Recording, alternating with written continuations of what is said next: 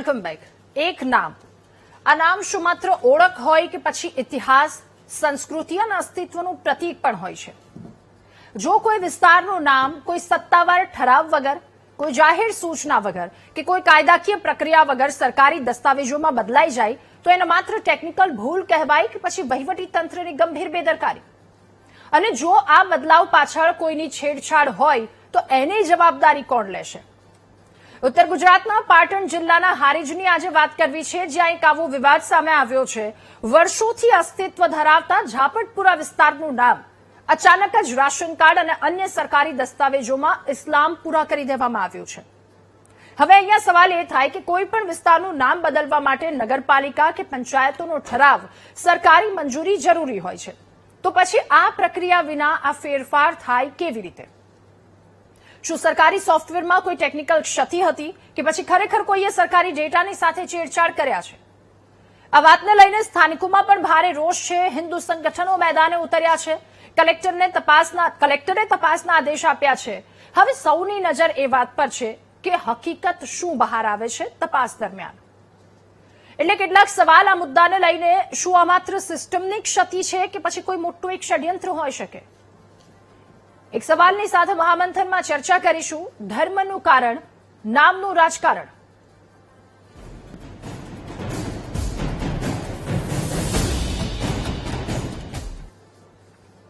આજ મુદ્દા પર ચર્ચા કરીશું. આપણી સાથે માનસિંહ ચૌધરી છે, પૂર્વ મહામંત્રી હારીજના, સાથે વીએચપી નેતા દક્ષેશભાઈ મહેતા આપણી સાથે જોડાયા છે, અને મુસ્લિમ એકતા મંચના પ્રમુખ ઇમ્તિયાઝભાઈ પઠાણ આપણી સાથે જોડાયા છે. આપ સૌનું ખૂબ સ્વાગત છે મહામંથનમાં. શરૂઆત દક્ષેશભાઈ આપનાથી કરવી છે. કોઈ એક વિસ્તાર, ઝાપટપરા નામ, કે જેનું નામ સીધું એ નામ બદલાઈ જાય છે અચાનક જ, કાયદાકીય કાર્યવાહીનું શું? અહીંયા સવાલ એ થાય છે કારણ કે નામ એ ઇતિહાસ, એ સંસ્કૃતિનું પ્રતીક હોય છે. કોઈ પણ પ્રકારનું સત્તાવાર ઠરાવ નથી આવતો, જાહેર સૂચના આવી છે કે કેમ, ત્યાં પણ એક સવાલ છે. કાયદાકીય પ્રક્રિયા છે કે કેમ, એ પણ સવાલ છે. અને અચાનક જ આ નામ બદલાઈ જવું, આ પાછળ તમને શું લાગી રહ્યું છે કારણ? આ વિષય છે ને, જે એ લગભગ પહેલા છે ને વિશ્વ હિન્દુ પરિષદ પાસે આવ્યો હતો, અને વિશ્વ હિન્દુ પરિષદે અને પહેલા તો એમ સમજાય કે આ તો આવું કોઈ અવળચંડાઈ નાની મોટી કરી હશે, પરંતુ જ્યારે એનું ટેકનિકલ વિષયો તપાસવામાં આવ્યા ને, ત્યારે ખબર પડી કે કોકના આધાર કાર્ડની અંદર ઇસ્લામપુરા લખેલું છે અને એના રેશન કાર્ડની અંદર અસલ નામ લખેલું છે. હવે આ ખબર નથી પડતી કે આ નામ બદલવું એ વસ્તુ છે ને, એ માત્ર એની ઓળખ નથી, એની સંસ્કૃતિ અને ઇતિહાસ સાથે જોડેલા વિષયો હોય છે. આ નામ માત્ર એકલા નામો કંઈ આમ એવી રીતે નામ સીધા પડી જતા હોય છે એવું નથી. આજે અસંખ્ય નામો, નાના નાના ગામના નામો છે, એની પાછળ એનો નાનો પણ કોઈક ઇતિહાસ જોડાયેલો હોય છે. હવે આ વિષયને જ્યારે ષડયંત્ર કેવું કે કેમ કેવું, હવે અહીંયા વિષય એવો આવે છે કે આ ગામની અંદર ઝાપટપુરા વર્ષોથી લખાતું આવ્યું છે, એ પેઢી દર પેઢીથી લખાતું આવ્યું છે. હવે એક નામ કેવી રીતે બદલાયું? શું આની પાછળ કાયદાકીય કાર્યવાહી થયેલી છે કે કેમ? કે સરકારે કાયદાકીય કાર્યવાહી કરી હોય તો એની જાહેરાત કરવી જોઈએ, અને જો એમનેમ ના કરી હોય તો શું આ મોટું ષડયંત્ર છે કે આ એક પ્રકારનું ખાલી એક તણાવ ઉભો કરવાનો વિષય છે? તણાવ ઉભો જો કરવાનો હોય તો માત્ર આટલું એ વિષય નથી થતો. આમાં કયા કયા વિષયો છુપાયેલા છે એ જોવા જોઈએ. આપણે પહેલા જેમ કહેતા હતા કે આ જિહાદના પ્રકારો હોય છે ને, એમાં શું આ એક જિહાદનો પ્રકાર તો નથી ને? કારણ કે આપણે જોઈએ છે કે લવ જિહાદની અંદર તો એમાં પણ કોઈક અધિકારી એની અંદર સામેલ હોય છે. તો શું આની અંદર આ જ્યારે ઓથેન્ટિક પુરાવાની અંદર આવા છેડછાડ જ્યારે થઈ હોય તો શું આવા કોઈ તત્વો સામેલ છે કે કેમ, એની પણ એક તપાસ થવી જોઈએ. આપણે ઇમ્તિયાઝભાઈ પાસેથી પણ જાણી લઈએ. ઇમ્તિયાઝભાઈ, તમારું શું કહેવું છે? ઝાપટપુરા વર્ષોથી નામ, અને અચાનક જ આ નામ બદલાઈ જાય છે. લોકોના રાશન કાર્ડ, લોકોના આધાર કાર્ડ, બધી જગ્યા પર ઇસ્લામપુરા કરી દેવામાં આવે છે. આક્ષેપો લાગે છે. સાથે સવાલ હમણાં દક્ષેશભાઈએ એ પણ પૂછ્યું કે આની પાછળ જવાબદાર શું હોઈ શકે? જિહાદની પણ તેમણે વાત કરી. શું એ કોઈ પણ પ્રકારની શક્યતાઓ દેખાઈ રહી છે? આક્ષેપો પર આપનું શું કહેવું?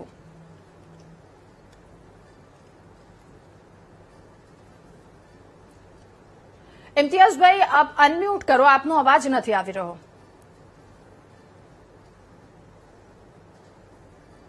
ઓકે, થોડી ટેકનિકલ પ્રોબ્લેમ. ફરી એકવાર ઇમ્તિયાઝભાઈ આપની પાસે આવું છું, અવાજ નથી આવી રહ્યો. માનસી ચૌધરી આપણી સાથે જોડાયા છે. સર, આપને એક સવાલ પૂછવો છે કે ઝાપટપુરા નામ અચાનક જ ઇસ્લામપુરા કેવી રીતે કરી દેવામાં આવ્યું? આટલા સમયમાં શું કોઈને ખબર ન રહી? એ કોઈ કાયદાકીય પ્રક્રિયામાંથી એને પસાર થવું પડે છે, પરંતુ એ પસાર થયા વગર જ આ નામ થઈ ગયું કે શું? એની પાછળનું સત્ય શું છે એ આપની પાસેથી જાણવું છે. પહેલા તો આ કાર્ય કરવા બદલ વીટીવી નો ખૂબ ખૂબ આભાર.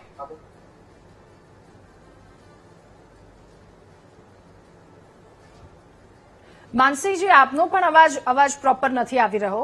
ઠીક છે, ફરી એકવાર આપની પાસે આવું તો દક્ષેશભાઈ, તમને શું લાગી રહ્યું છે કે આની પાછળ એ નામ બદલવાને લઈને કોઈ રાજકારણ હોય, એ પણ શક્યતા દેખાઈ રહી છે?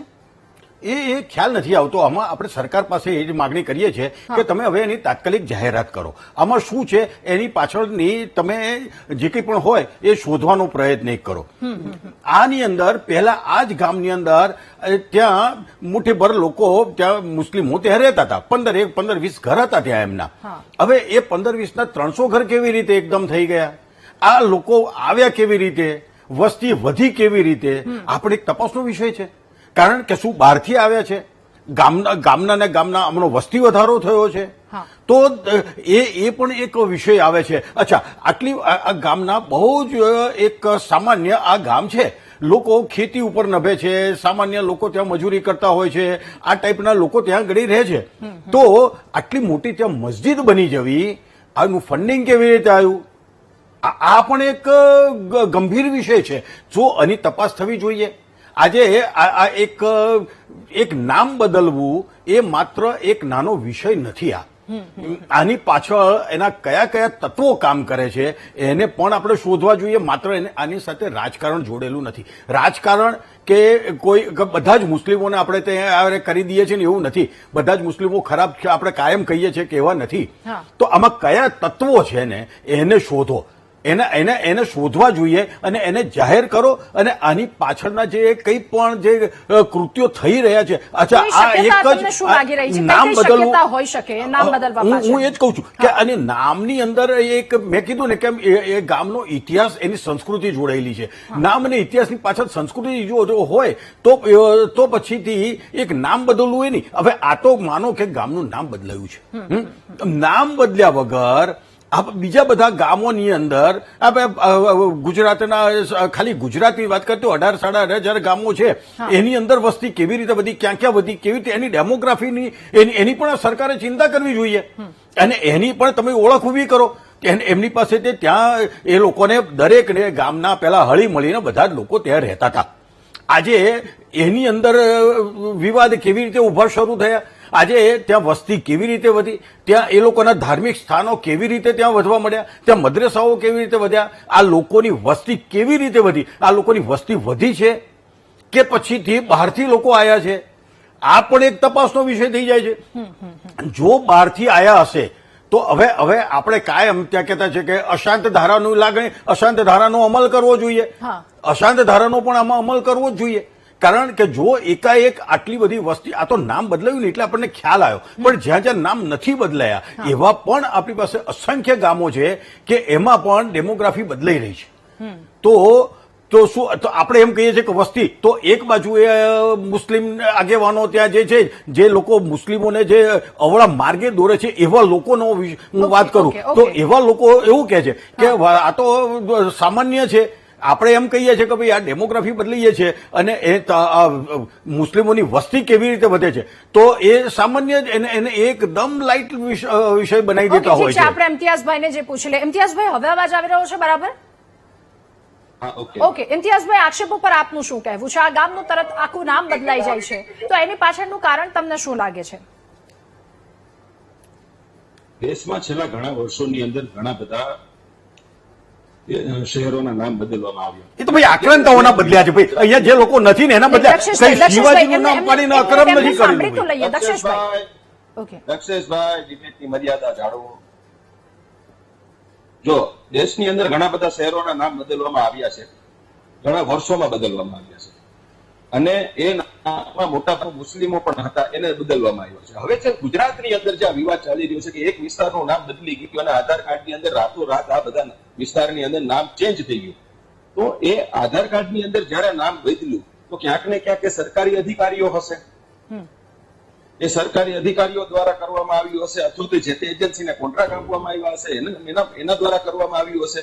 બીજી મહત્વની વાત કે કોઈ પણ વહીવટી તંત્ર દ્વારા આ વિસ્તારનું નામ બદલવા માટેની કોઈ જાહેરાત કરવામાં આવી નથી, કોઈ ઠરાવ ત્યાં નથી. તો આમાં એક વાત એ સમજવાની છે, જેવી રીતે દક્ષેશભાઈ કીધું કે આ શું આ એક ખલબલી ઉત્પન્ન કરવા માટે, હું પણ એ જ કહું છું, શું આ એક ખલબલી ઉત્પન્ન કરવા માટે કરીને માત્ર ને માત્ર એ મુસ્લિમ વિસ્તાર છે અને એ મુસ્લિમ વિસ્તારને કંઈક મુસ્લિમ વિસ્તાર નથી, બહુમતી હિન્દુઓની જ છે, મુસ્લિમ વિસ્તાર નથી હજુ. તો એને આ નામ ઇસ્લામ પૂરા કરી નાખવામાં આવ્યું છે, આવું પણ બની શકે. તો આની તપાસ થવી જોઈએ, નિષ્પક્ષપણે તપાસ જોઈએ, જે કર્યું હોય એના ઉપર કડક કાર્યવાહી થવી જોઈએ. જી ઓકે, માનસી આપનું શું કહેવું છે? આપને અવાજ આવી રહ્યો છે? હવે માનસીજી અવાજ આવી રહ્યો છે? ઓકે, ઠીક છે. ફરી એકવાર દક્ષેશભાઈ એ જ સાથે અત્યારે ઇમ્તિયાઝભાઈ કેટલીક શક્યતાઓ એમણે પણ કહ્યું કે આ વાતને લઈને તપાસ થવી જોઈએ. એટલે સવાલ સાથે એ પણ થઈ રહ્યો છે કે કેટલાય લોકો આજે જે તમામ લોકોની પ્રતિક્રિયાઓ સાંભળી તેઓ પણ રોષમાં છે, કારણ કે હિન્દુ લોકો જે નામ હિન્દુ હતું અને ત્યાં તરત જ આ નામ આવી જાય છે, એટલે એમને પણ ક્યાંક ને ક્યાંક કોઈક ને કોઈક અસર પહોંચી હોઈ શકે. બિલકુલ થાય, બિલકુલ થાય. અને અત્યારે તો એ વિષય છે કે આ વિકાસ માટે કે વિભાજન માટે, આ શેના માટે આવું આ કૃત્ય થઈ રહ્યું છે? હવે અમારી સીધી લાગણી અને માગણી છે કે ભાઈ અમને અને આ વિષય આટલા દિવસથી ચાલે છે, તો એની પાછળ કોઈએ સંશોધન કર્યું નહીં હોય? આજે કલેક્ટરશ્રી છે એમને પણ હવે આ દરેક વિષય હોય છે, એક વખત એની તમે તપાસની જાહેરાત તો કરી દો. એક વખત કોઈ અમે તપાસ શરૂ કરી દીધી છે, તો તપાસ તમે શરૂ કરી દીધી અને કેટલા દિવસમાં પૂરી થશે? આ કઈ એવો કોઈ રોકેટ સાયન્સ નથી કે એની અંદર કોઈ બહુ વાર લાગે એવી છે. આની અંદર તો તરત હમણાં ક્યારે થયું, કેટલી વખત થયું, કયા અધિકારીઓએ કર્યું છે, બધું તમારી પાસે તો ઓનલાઈન છે અત્યારે તો બધું. તો હવે અને એ કોણ લોકો આમાં સામેલ છે એ પણ જોવું જોઈએ અને એ લોકો પર પગલા ભરો. એ હિન્દુ મુસ્લિમની વસ્તુ નથી, હિન્દુ હશે તો પણ પગલા ભરો અને મુસ્લિમ હશે તો પણ પગલા ભરો. અને મેં કીધું એમ કે આ સરકારે આની પણ ચિંતા કરવી જોઈએ કે આ ફંડિંગ બધું કેવી રીતે આવ્યું. એટલે ત્યાંના જે સ્થાનિક મુસ્લિમો જે છે એ ખૂબ સારા માણસો હતા અને ત્યાં છે અને એ લોકો સામાન્ય મજૂરી કરતા હતા, અને એમની પાસે આટલું બધું ફંડિંગ કેવી રીતે આવ્યું? આટલી મોટી મસ્જિદ કેવી રીતે ત્યાં બની ગઈ? ત્યાં મદ્રસા કેવી રીતે? આજે 20-25 ઘરના 300 ઘર કેવી રીતે બની ગયા? માનસીજી, એક સવાલ મારે આપને પણ પૂછવો છે. આ અચાનક કેમ આવું નામ બદલાઈ ગયું? જાપટપુરાથી થઈ અને અચાનક જ ઇસ્લામપુરા થઈ ગયું, એ પાછળનું સત્ય શું છે? આ એક પ્રકારે ષડયંત્ર જોઈ શકે અને અમારા ધ્યાનમાં આવ્યા પછી અમારા જિલ્લાના અધ્યક્ષ આદરણીય રઘુભાઈ સિંઘાવે પણ સરકારને સૂચના આપી છે કે આમાં જે પણ દોષિત હોય એમાં તપાસ કરીને એના વિરુદ્ધ પગલા પણ લેવાશે. અને 25 ઘણા વિસ્તારમાં હતા.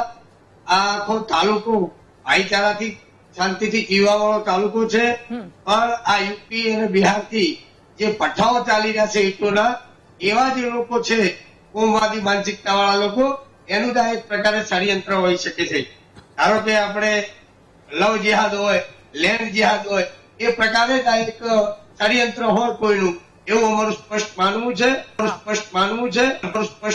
માનસીજી, આ પહેલી વખતની તો વાત નથી ને, અગાઉ પણ આ પ્રકારના આવા કિસ્સાઓ, મતલબ વર્ષ 2011 ની વાત કરવામાં આવી રહી છે, તો શું અંદાજા આપણે લગાવી શકીએ કે કેટલા વર્ષથી આ નામ બદલાયું હોઈ શકે? 40 થી વધારે લોકોના ડોક્યુમેન્ટમાં છેડછાડ થઈ છે. જી, આ વિસ્તાર જે છે વોર્ડ નંબર 6 માં આવે છે. માત્ર 25 ઘરની જનસંખ્યા ત્યાં હતી, પણ બહારથી જે લોકો આવ્યા છે એ સ્થાનિક જે અમારા મુસ્લિમ બિરાદરો છે એને ભડકાવે છે અને હમણાં છે એમાંથી પકડાય. તો આ બધું શું છે? આ કઈ દિશામાં બધું ચાલી રહ્યું છે એ ખૂબ ચિંતાનો વિષય છે. અને આ આરીફ જેવા સેન્ટરમાં શાંતિથી બધા હળીમળીને રહેતા, બધાના તહેવારો એકબીજા સાથે મળીને જાય. અમારી ત્યાં પણ અમે રામનવમી રથયાત્રા પણ અમે લોકો ત્યાં કાઢીએ છીએ. એમને મુસ્લિમ બિરાદરો પણ પોતાના બધા આયોજન કરતા જ હોય છે, પણ આ કોમવાદી માનસિકતા વાળા લોકો એ બહારથી આવી અને આજે વાત સાચી છે દક્ષિતભાઈ કે 250-300 ઘર જો વિસ્તારમાં બની ગયા હોય અને પોતાના નામમાં કારોબારની ખુલ્યા તો પણ જયારે પ્રશ્નો ઉભા થતા હોય છે ત્યારે કાયદાકીય કોઈ પણ પ્રક્રિયા વગર જયારે આવી ચર્ચા કરે છે ત્યારે એ ચિંતાનો વિષય છે અને સરકાર પણ આવા પગલા લેવાની છે અને ભારતીય જનતા પાર્ટી હંમેશા રાષ્ટ્ર પ્રથમ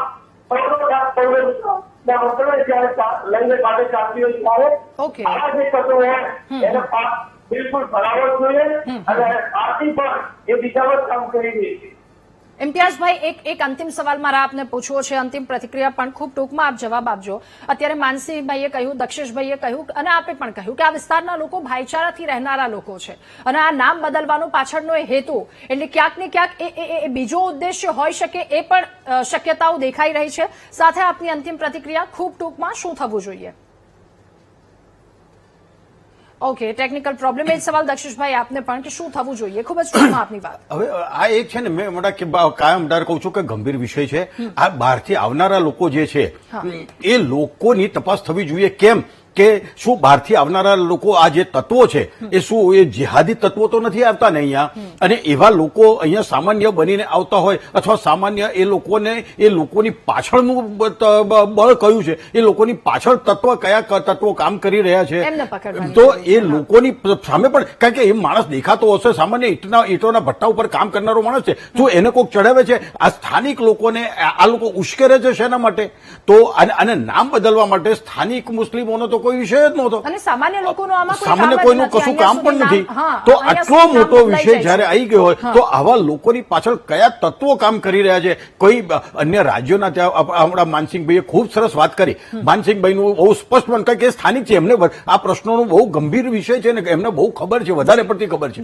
પણ ત્યારે આવા જે તત્વો જે બહારથી આવેલા છે તો શું બીજા અન્ય રાજ્યોમાંથી જ્યાં એ લોકો પર દબાણ અન્ય રાજ્યોમાં વધી ગયું છે? કારણ કે સવારના પોરમાં આપણે ટીવી ચાલુ કરીએ ને તો 6 પગ લંગડા ત્યાં મળતા હોય, તો એવા કોઈ તત્વો અહીંયા નથી આવતા ને, એવા કોઈ તત્વો અહીંયા નથી ને, એને શોધવા જોઈએ. ઇમ્તિયાઝભાઈ, શું થવું જોઈએ? ખૂબ જ ટૂંકમાં, મારે સમયનો ખૂબ અભાવ છે, ખૂબ ટૂંકમાં.